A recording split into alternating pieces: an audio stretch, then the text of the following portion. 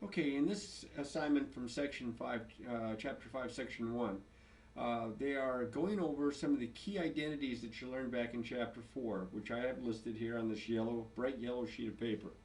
The reciprocal identities, which you should have memorized. The quotient identities, which you should have memorized. They're pretty straightforward. You should have those memorized. If you don't, you need to memorize those. The Pythagorean identities, well, you most definitely need to memorize the first one here. And notice that I have all three of them listed. These two you can derive from this one. For example, you can get this one if you divide through by cosine squared theta on both sides, you'll get this. And if you divide this one by sine squared theta on both sides, you'll get this one. And what's nice about that is that these forms, because there's two terms on one side, they can be rewritten in various ways. For example, if I was to subtract sine squared theta from both sides, I get this. If I was to subtract cosine squared theta, sine squared theta from both sides, I get this. Cosine squared theta from both sides, I get this. Over here, if I was to subtract 1 from both sides, I get this. If I was to subtract tangent squared theta from both sides and I flip-flop the sides, I get this. Because what you'll see is not always this to replace with this. Sometimes you'll see something like this that can be replaced with the 1. So if you know these forms, you can quickly convert them by adding something or subtracting something from both sides. I did it by subtracting. Same thing on this third one. If I subtract 1 from both sides, I get this. If I subtract cotangent squared theta from both sides, I get this, and I flip-flop the sides as well. So, oh, you can't see that. Finally went off the screen there. There we go. So these three Pythagorean identities, very important to memorize, especially this first one, but also to be able to rewrite and look at them in these forms as well, because they're not always written conveniently in this form, as you'll see in some of your problems today. The cofunction identities, those aren't used quite as often, but they are used in this assignment. And the cofunction identities have to do with the sine and the cosine, the tangent and the cotangent, the secant and the cosecant. Because what happens here is there's a relationship with those trig functions with angles that are, well, you could think of them as being complementary, because if you subtract an angle, let's say this is 30 degrees, then this would be pi over 2, or 90 degrees minus 30 degrees, I would get 60 degrees. But it works for other angles. I mean, remember, angles that are complementary angles are two angles that add up to 90 degrees, but they're two positive angles. And you can do this with negative angles and such. So there's this relationship with sine and cosine, with tangent and cotangent, with secant and cosecant. And you could probably guess why they call them the co-functional identities. So these ones you're probably going to have to memorize, because I would imagine it's going to be on a test or a quiz. But I think the first three sets were maybe a little bit more important. Okay, maybe every bit as important as the cofunction identities are the even and odd identities, because a lot of times we like to simplify the expression where you have an angle that's negative. For sine and for cosine, excuse me, let me try that again. For sine and for cosecant, for tangent and cotangent, these are odd functions. So the sine of the opposite of an angle is equal to the opposite of the sine of the angle. Same thing with cosecant of the opposite of angle is equal to the opposite of cosecant of that angle. Same thing is going with tangent and cotangents. Tangent of the opposite of an angle is opposite tangent angle. Cotangent of the opposite of an angle is opposite cotangent of the angle. These four are odd functions.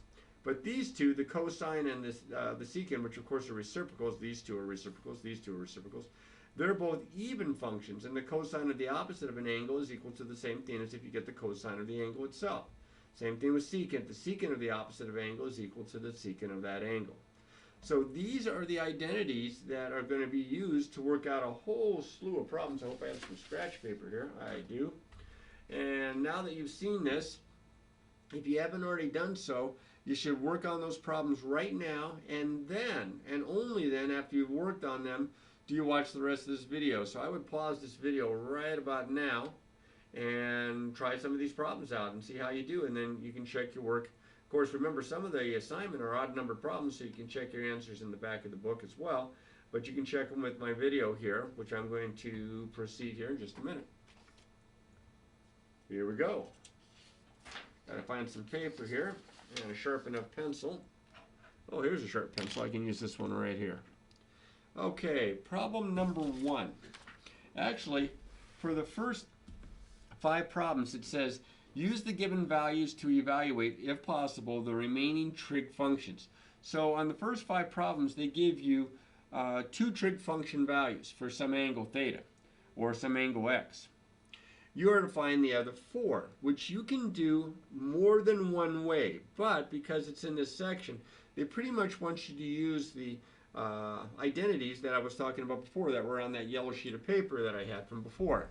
So we'll start with problem number 1 here, and it says that the sine of x is equal to the square root of 3 over 2. Now you know, or should know, the unit circle, so you should know that that's a value that pops up on the unit circle. And it also says that the cosine of x is equal to a half.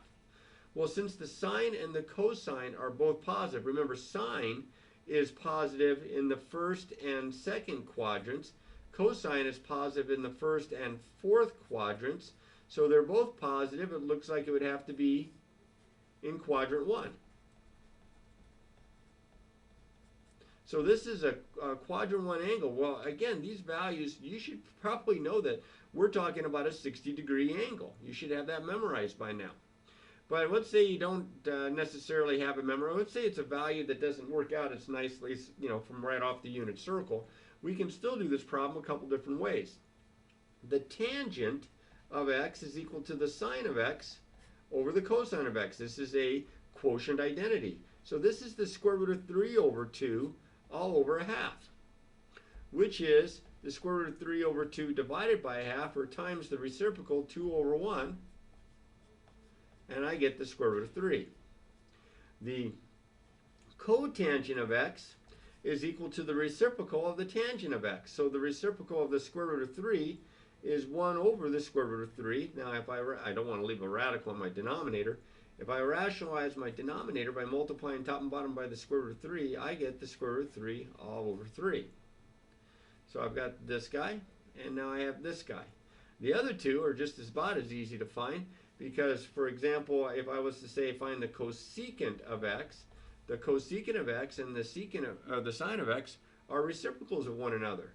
So this is 2 over the square root of 3, and then just kind of like I did in the last example, I rationalize my denominator by multiplying top and bottom by the square root of 3, and I get 2 square roots of 3 over 3, and the secant of x is the reciprocal of the cosine of x, so that would be 2 over 1, or just 2.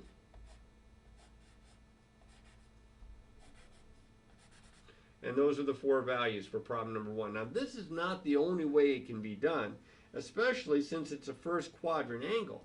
Because if it's a first quadrant angle, it's acute.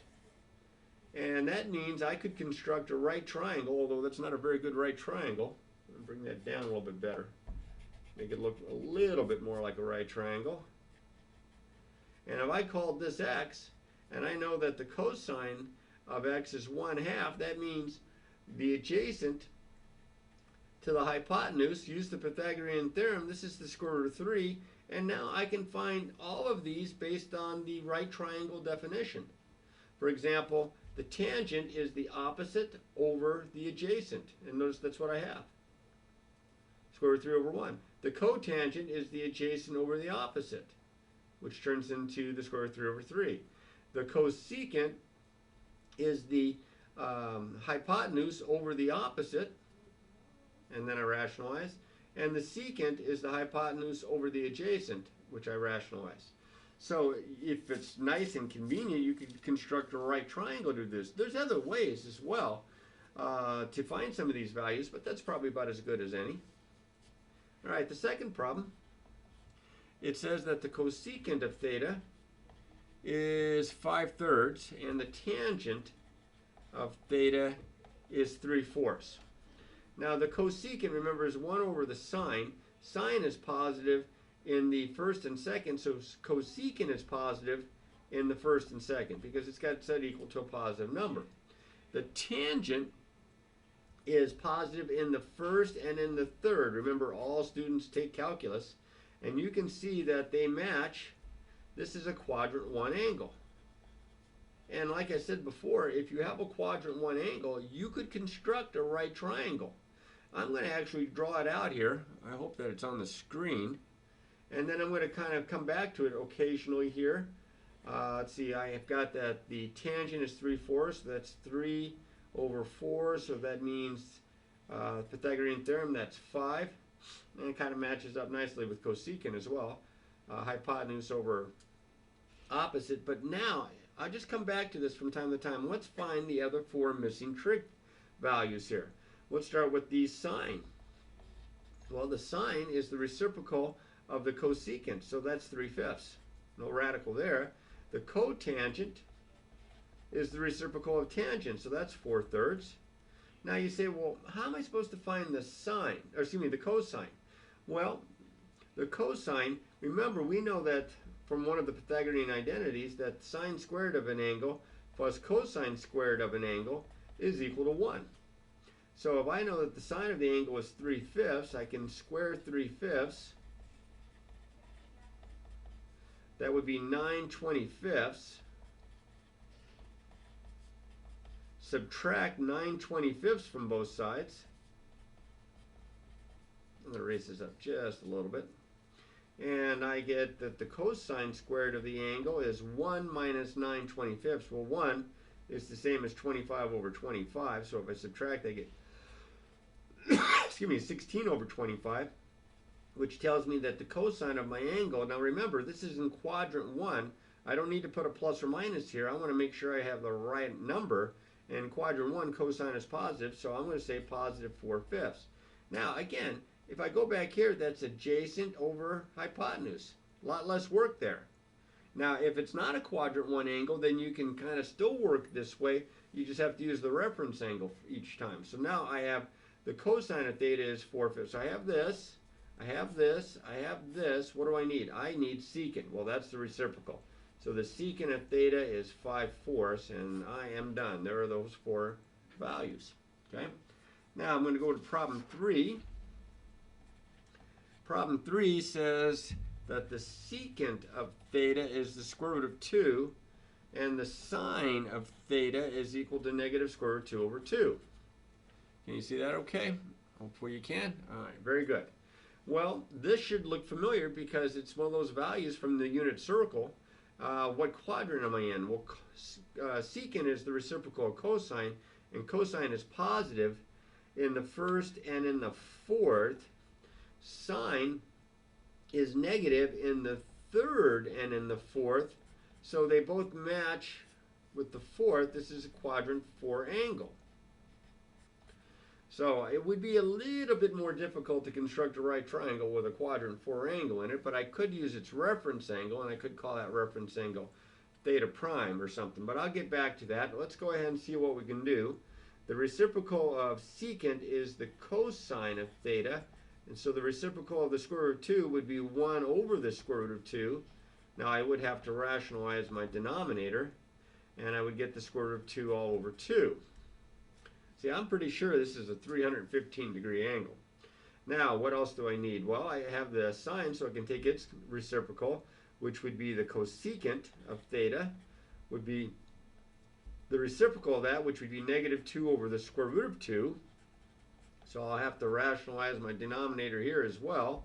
And I get negative 2 square roots of 2 all over 2, and the 2's would cancel, so I get negative square root of 2.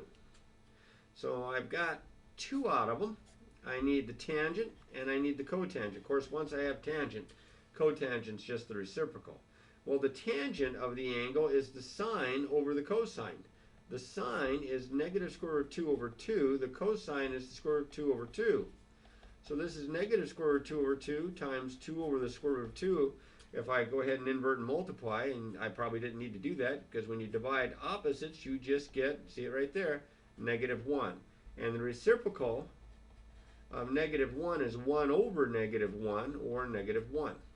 So the tangent and the cotangent have the same values here. And that one and that one. So those are my 4 from there. Now, let me show you what I meant by the reference angle here.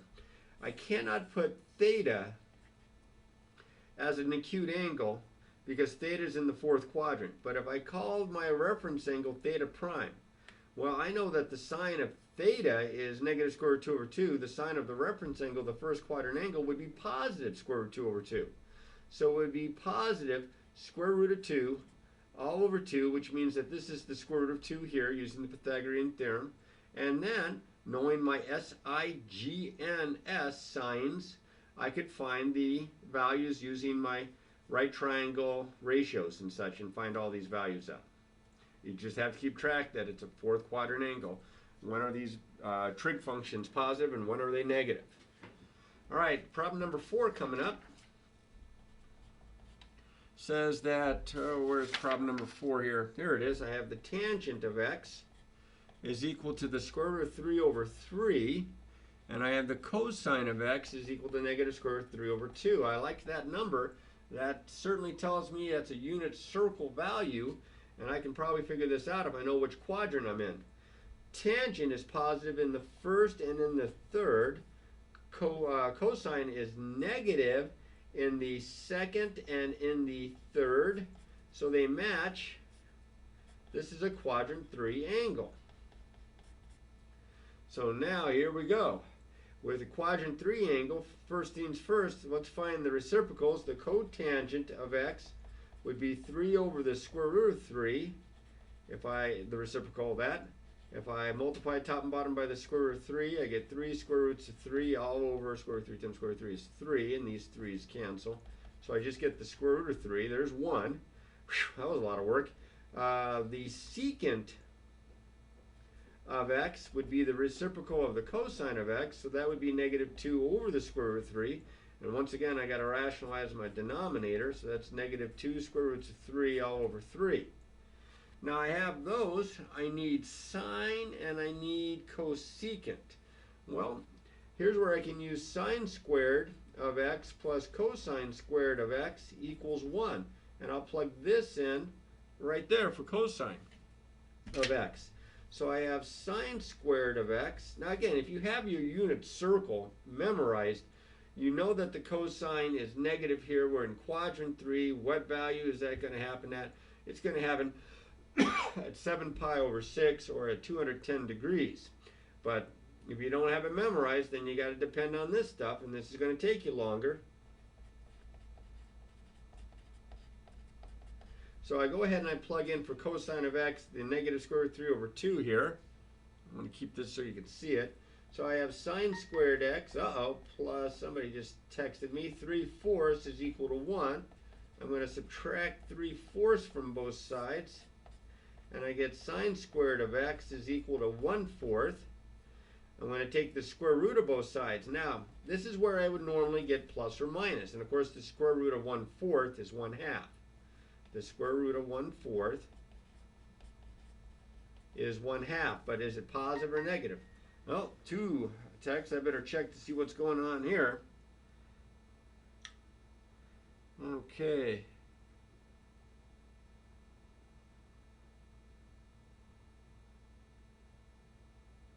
Okay. Nothing, I can't wait. All right, so now, is it positive, is it negative? Well, I'm in quadrant 3, so sine's negative in quadrant 3, so I'm going to get negative 1/2. And of course, if I have the sine of x is negative 1/2, that means the cosecant of x is the reciprocal, which is negative 2 over 1, or just negative 2. All right, problem number 5, the last of these type where they're asking for all these values. These are a little bit of a pain. Says that the tangent of x is equal to 7/24, and that the secant of x is equal to negative 25/24. Now, it would help if you recognize values of Pythagorean triples because of the idea of the right triangle. 3, 4, 5, 5, 12, 13, and here's a good one, 7, 24, 25. Holy smokes. I am a popular person all of a sudden. All right. Like I do nothing here at work, just keep interrupting. So now, I noticed that the 7, the 24, and the 25 are in these values. That's kind of useful right there. But before I get going too much, I'm going to go ahead and first find the reciprocals. The reciprocal of the tangent of x is the cotangent of x, so that's 24/7. Oh, I didn't figure out what quadrant I'm in. tangent is positive, and all these text messages get me thrown off here. First and third, secant of x is the reciprocal of cosine. Cosine is negative. Cosine is negative in the second and third. So secant is negative in the second and third, and as you can see, that matches up with the third. So this has to be a quadrant 3 angle as well as the last. I think the last one was quadrant 3. Yes, it was. All right, so now the cotangent of x is 24/7. The cosine of x is equal to negative 24/25. Now I need sine again, so I can go back to this guy if I choose to. I'm going to show you another way here in just a second. From this Pythagorean identity, and I'll plug this in here for cosine of x, I get the sine of x, sine squared of x, plus negative 24/25 squared equals 1. Sine squared of x plus, let's see, 576 over 625, I hope, equals 1. I'm going to subtract 576 over 625. And I get sine squared x equals, now 1 minus this, 1 is 625 over 625. So it looks like it's going to be 49 over 625. Now we're in quadrant 3, and I know sine is negative in quadrant 3. So if I take the square root of both sides, I'm going to take the negative value, negative 7 over 25. And of course, if the sine of x is negative 7 over 25, the cosecant of x is the reciprocal, negative 25 over 7. You must memorize these identities. I ran through this stuff faster than maybe some might because I have these identities put to memory, and you're going to depend upon them. Now, the other way this one could have been done, I construct a right triangle here. And instead of putting x here, because x is in the third quadrant, I put x prime, its reference angle. Now, the tangent of x is 7/24. The tangent of x prime would be the same because in the first quadrant, tangent is positive. So 7/24, use the Pythagorean theorem, this turns out to be 25. So now, let's say that I want to find the sine of x. The sine is the opposite over the hypotenuse, but remember, this is the reference angle, 7/25. In the third quadrant, the sine of x would be negative 7/25, and I get that value right away. So you can kind of approach it this way as well and find all the other angles that you would need. I just did it for sine, but you could find the other ones as well. All right, now, in the next two parts of your assignment, you are given actually matching, if I'm not mistaken. Yes, so it says 19 through 24, match the trigonometric expression with one of the following. So what you're doing here is you're going to be using these identities that were on this yellow sheet of paper. Remember this guy? All the identities, and you're going to make substitutions, so you're going to try to simplify these expressions that are given in the problems to match up with the possible answers. As you can see, the possible answers are much simpler looking than the original expressions there in 19 through 24. So we're just going to kind of cut through these one at a time. Now I wish I could tell you there's always a guaranteed way to work these problems out, but it kind of depends on the problem. So like, for example, in problem number 19, I have the cosecant of x times the sine of x. Well, I don't have an identity that says cosecant of x times cosine of x equals something, but I do have an identity where I can rewrite the cosecant of x as 1 over the sine of x. Oh, no, hang on a second. Look at this guy. These are reciprocals. When you multiply reciprocals, you get 1. And the answer, of course, matches up with letter D. In problem number 20, you have the tangent of x times the cosine of x. And again, I don't see a property anywhere listed that has that product written as something, but I can use the quotient identity, write this as the sine of x over the cosine of x times the cosine of x, which I'll just put over 1. Look at this. Boom, boom. And I get the sine of x. And the sine of x matches up with, what letter is it? Looks like letter F. So you get the idea. We're going to try to condense these expressions into simpler expressions. 21, which you'll do when you're solving identities here very, very soon. 21, you have the tangent squared x minus the secant squared x. Now, I have seen tangent squared x and I have seen secant squared x in one of the identities. One of the Pythagorean, I see tangent squared and secant squared in the same identity. But it is not, they have tangent on one side, tangent squared on one side, secant squared on the other. That's not what I have here. But would you agree if I start with, and this is just scratch work here, 1 plus tangent squared x equals secant squared x. Let's say I subtract 1 from both sides. That gives me tangent squared x equals secant squared x minus 1. And then let's subtract secant squared x from both sides.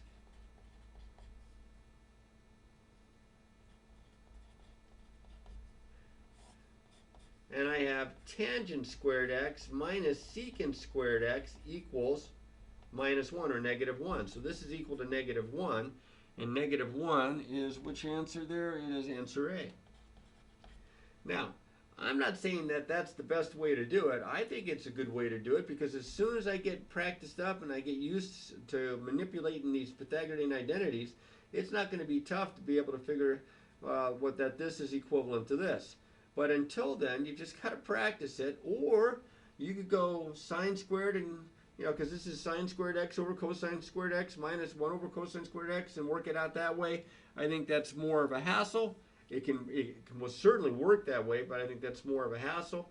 Again, what I'm saying is that you could think of this as sine squared x over cosine squared x minus 1 over cosine squared x, which would be sine squared x minus 1 over cosine squared x. Now, this is where it would get a little tricky.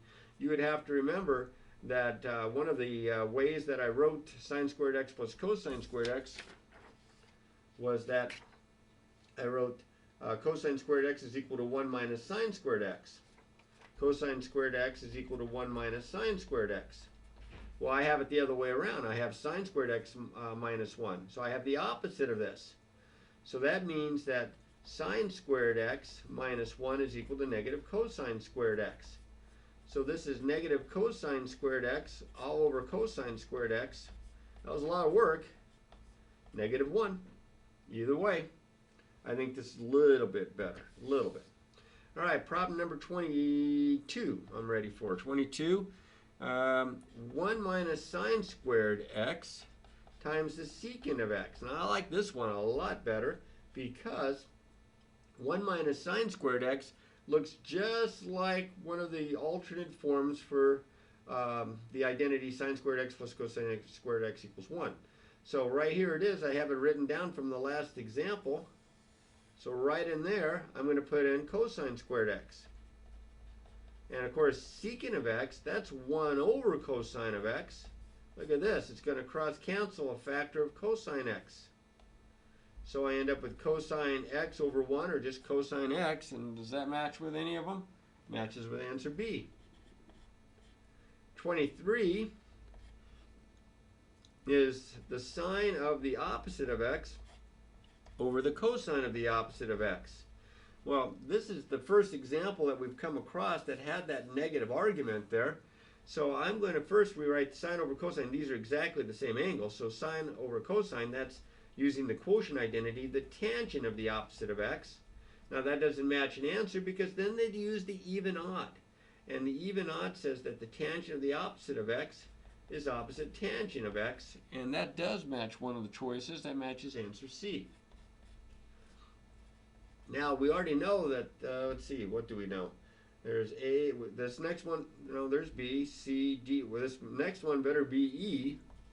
We'll find out here. That's the only letter left. So for 24, I have the sine of pi over 2 minus x all over the cosine of pi over 2 minus x. So this is using the cofunction identities. Now, first things first, though, I'm going to use the quotient identity. The sine of an angle over the cosine of the same exact angle is equal to the tangent of that angle. And the tangent of that is equal to the cofunction identity of the cotangent of x. And does that match answer, which one was I hoping? Answer C. Do I have a C there? No, I don't think I have a C there. I think I wrote down the wrong letter here. Oh, this is E. I just can't. This is C. Sorry about that. All right. Guess it would help if I had the book more in front of me than to the side. All right, now that's not the only way this one can be done, but that's a pretty good way. The other way is that this is the cosine of x, and this is the sine of x, and that's the cotangent of x. That works nicely as well. All right, the last set of matching problems, what are they, 25 through 30. They got a little bit to them, not terrible, but a little bit. Let's just see what can happen here. The cosine of x times the cosecant of x, this is probably one of the easier ones, would be the cosine of x times 1 over the sine of x using the reciprocal. I do that because I don't really have a property with their product, but now I can write this as the cosine of x over the sine, I'll move this more in the middle, the sine of x, and that's the cotangent of x, which is, for this group, that would be answer B. For 26, I have sine squared x times cosecant squared x minus 1. All right, now, you got to kind of go back to this identity. You have 1 plus cotangent squared x equals cosecant squared x. If I was to subtract 1 from both sides, I get cotangent squared x is equal to cosecant squared x minus 1, and that's what I have here. So I'm going to make that substitution. I'm going to write this as sine squared x times cotangent squared x. And I'm going to write cotangent squared x as sine squared, cotangent's cosine over sine, so this would be cosine squared x over sine squared x. Look at this, just like I knew what I was doing. And this is cosine squared x. Those sine squared x's cancel top and bottom there. And that matches up with, let's see, cosine squared looks like answer C. All right, 27. Secant to the fourth x minus tangent to the fourth x. Well, we have a property with secant and with tangent. In fact, it's this guy right here, but they're squared. And notice here I have secant squared theta minus tangent squared theta is equal to 1. And this is to the fourth. I mean, it's in the right order, secant and then tangent with the minus sign, but what am I going to do? And here, actually, you have to go and do a step of algebra, kind of like you did a step of algebra back here when you simplified by cross-canceling. I'm going to factor this. This is a difference of squares. This is secant squared x minus tangent squared x times secant squared x plus tangent squared x. Just like x squared minus y squared factors into x minus y, x plus y, you can see that this, what's being squared, is the secant squared and the tangent squared here. It factors into this guy, and this is the one that I just pointed out just a moment ago. Secant squared of an angle minus tangent squared of that angle is equal to 1. So this is equal to 1 times secant squared x plus tangent squared x. Now this doesn't factor any further, and you can rearrange that Pythagorean identity with secant and tangent in it all you want, but you're not going to ever get it to match up here because they're on different sides of the original Pythagorean identity.